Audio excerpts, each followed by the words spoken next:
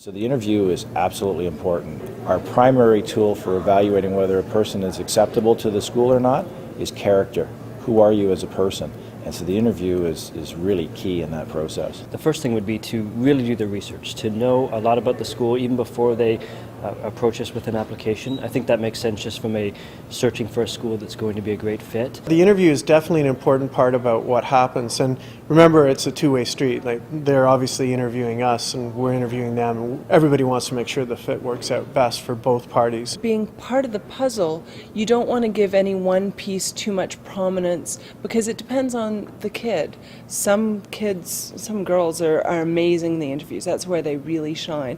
Other girls, they're more shy, and that's totally normal too. We have all those different pieces so that we can get the broadest picture possible of the individual applicant and see who's going to be a fit for our school. We're looking for students who want to take on leadership opportunities and try new things.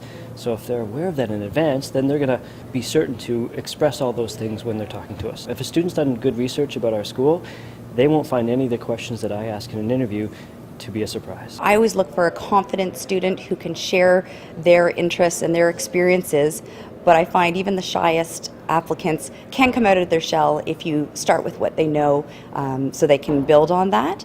And it's usually just knowing what they're looking for and that our school can provide that for them. We're looking for somebody who is engaged and interested, wants to come to your school, and also somebody who has maybe an open mind towards trying new things. The kids are involved equally as a third party, meaning there's a third. So part of the equation is 1/3 of it is the school evaluation on whether that child can be successful, and that's our responsibility as admission officers. The parents' responsibility is to represent themselves honestly and equally for the child.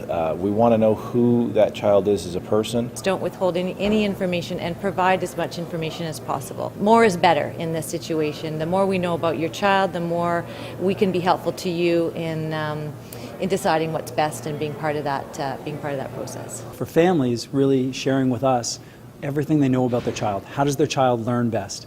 What type of an environment do they like to be in?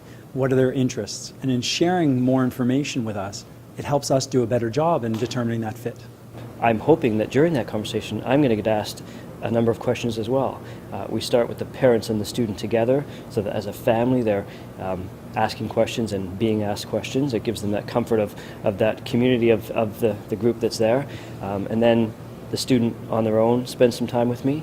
And I think the best interview is one where the student does relax, reveals a bit about themselves, doesn't feel guarded, isn't looking to answer any any of the talking points that they might have received from their parents. I think that happens. There's a natural tendency for parents to want to prepare their students for a new and stressful environment and situation. But again, I think the best interviews happen when that student just fully takes part, asks questions, and just speaks from the heart and talks about who they are, what they want in a school. The goal of the interview is to determine whether that student is going to be happy and successful.